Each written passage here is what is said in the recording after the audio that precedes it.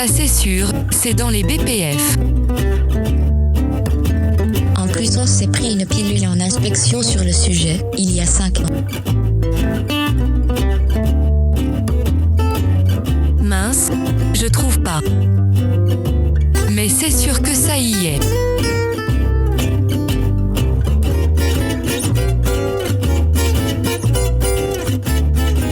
Bonjour à tous et bienvenue dans ce 3e épisode de la saison 2 de C'est marqué dans les BPF, saison où nous lisons ensemble l'annexe 16 des bonnes pratiques de fabrication.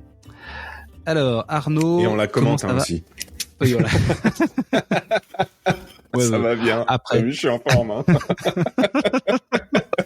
Bon, petit épisode nocturne pour nous, en espérant que personne ne se réveille pour venir nous déranger. Nous en étions la dernière fois au 1.5 après avoir décrit les responsabilités, comment partager les responsabilités entre les différentes personnes qualifiées.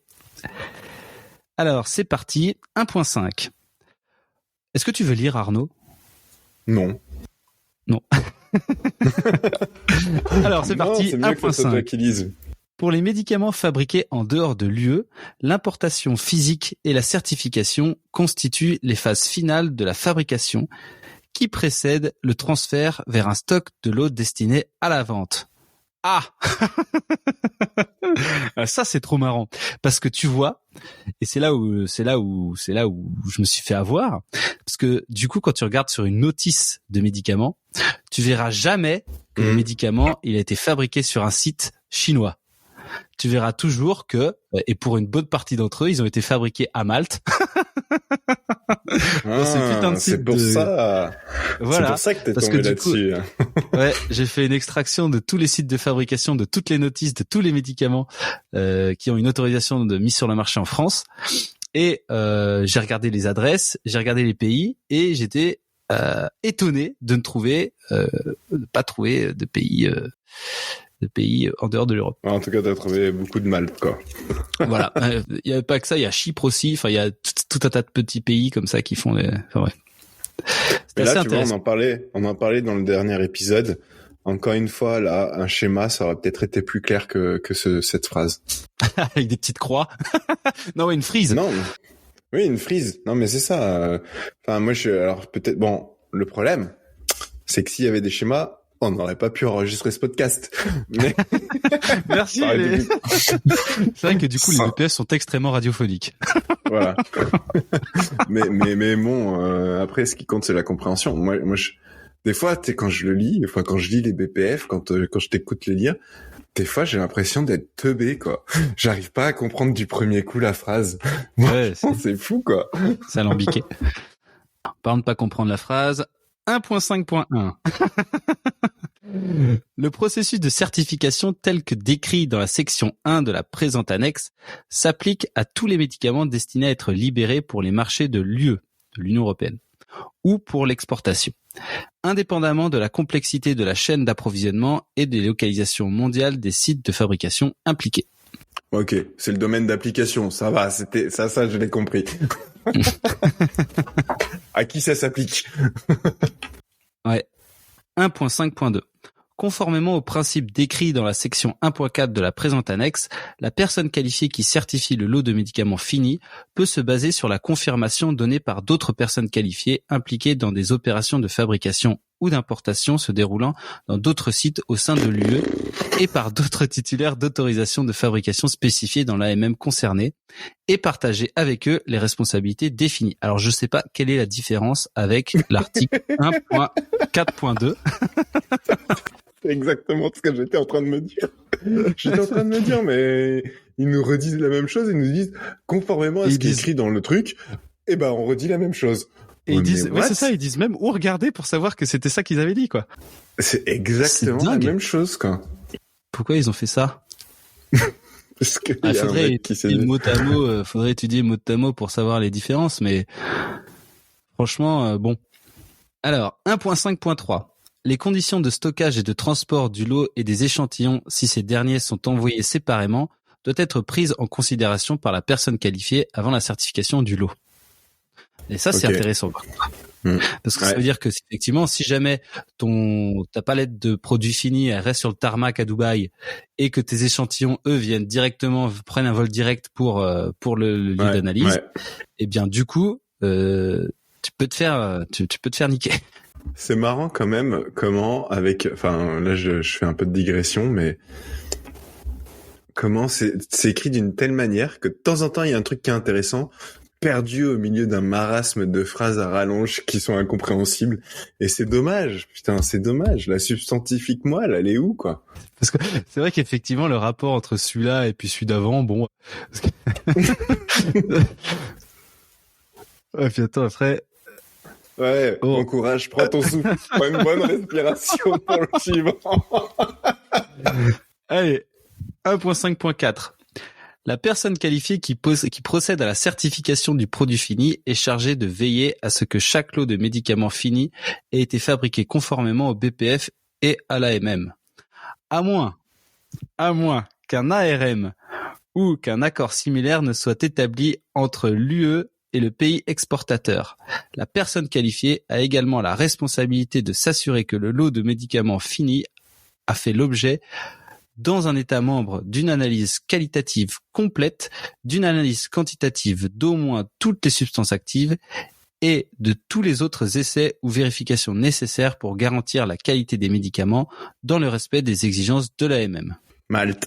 ARM, c'est accord de reconnaissance mutuelle. Et du coup, c'est ce que tu nous disais avec l'usine de Malte, là, ou je sais plus quoi. Mais oui, ok. Bon, il faut obligatoirement que ça soit analysé. Exactement. Par contre, ça, pour le coup, là, c'est un rapport avec le truc du dessus. Oui. Mais c'est intéressant parce que, enfin, si on décortique un peu textuellement cet article, elle servait à quoi la première phrase, à part nous dire que la personne qualifiée, elle est responsable de s'assurer que c'est conforme au BPF et à l'AMM. Ça fait 4 ou 5 fois qu'on le dit déjà. Même beaucoup plus que ça, oui, franchement. Ouais. Vous pouvez pas directement passer dans le truc d'après? À moins que c'est ça, exactement. Ouais. J'ai failli m'arrêter en plus après l'avoir lu en disant merci de le préciser. Ouais, mais c'est ça, moi ça m'a fait rire. Alors, 1.5.5. Les échantillons du produit importé doivent être parfaitement représentatifs du lot. Les échantillons peuvent être prélevés après leur arrivée dans l'UE ou sur le site de fabrication dans le pays tiers, conformément à une méthode techniquement justifiée, documentée au sein du système qualité de l'entreprise. Les responsabilités afférentes à l'échantillonnage doivent être définies dans un accord écrit établi entre les sites. Tout échantillon prélevé en dehors de l'UE doit être expédié dans les conditions de transport équivalentes à celles du lot qu'il représente. Ouais, bah écoute, c'est ce qu'on disait tout à l'heure, et en l'occurrence, je suis désolé, ok, c'est plus détaillé, mais c'est exactement ce que j'ai compris quand on a lu le 1.5.3. Hein. Par contre, ce qui est très intéressant quand même, enfin tu vois, par contre là, tu vois, je trouve qu'on retrouve bien l'objectif de cette annexe qui était de clarifier la globalisation de la supply chain. Où effectivement, quand t'as en fait, ce qu'ils ont fait, c'est qu'ils ont vraiment fermé les frontières de l'Europe en disant bon, l'Europe on contrôle, ça on arrivera à gérer, enfin on arrivera globalement à savoir que tout ce qui est fait en Europe c'est pas mal. Et donc on va imposer une espèce de frontière à l'Europe, quoi, à l'entrée en Europe. Mais par contre, ouais, tu vois, ce qui est intéressant, par contre, c'est la responsabilité du prélèvement qui est quand même précisée dans cet article. Ouais, mais avec en gros, les délégations de prélèvement, etc.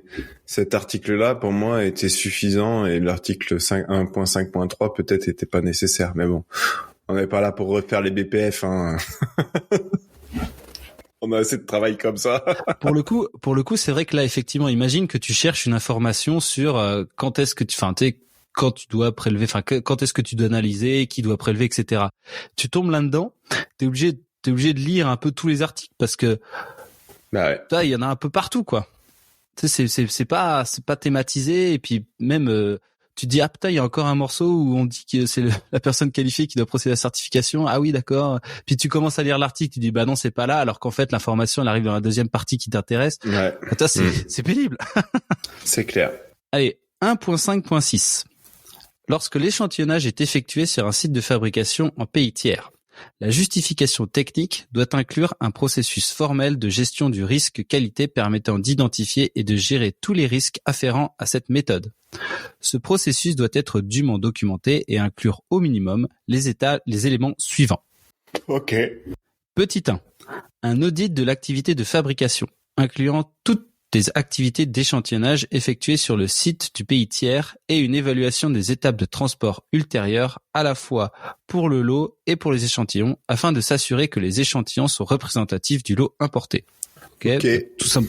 Là, j'ai l'impression qu'on va décrire. J'ai l'impression qu'on va décrire comment faire une délégation de prélèvement, quoi. Ouais. Une étude scientifique complète, incluant les données permettant de conclure que les échantillons prélevés dans un pays tiers sont représentatifs du lot après importation.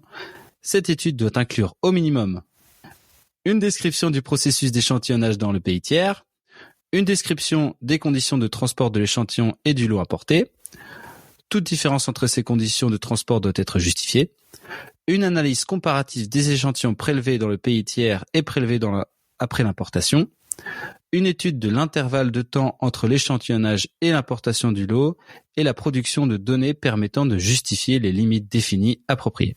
C'est bon, on ferme les poupées russes. Mais au moins, c'est clair que, alors on n'a pas fini la lecture du 1.5.6, mais il est tellement long que je me permets d'intervenir là.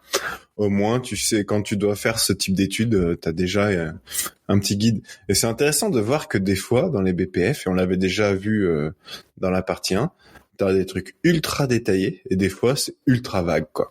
Ouais. Et par contre, là, quand je vois ça, je me dis, au maximum, il faut éviter de faire ça, quoi. Ouais. Faut éviter de déléguer le prélèvement. Après, des fois, tu sais, t'as pas le choix quand c'est, par exemple, des produits stériles, tu vois. Les produits stériles ou des trucs comme ça, c'est pénible à faire. Et du coup, ou des produits ultra dangereux ou des trucs comme ça. Ou des produits, tu sais, qui réagissent mal à l'air ou Ouais. Mais bon, quand tu vois ça, tu te dis, putain, il faut mieux éviter de déléguer ton prélèvement. De faire ça, ouais, clairement. Petit 3.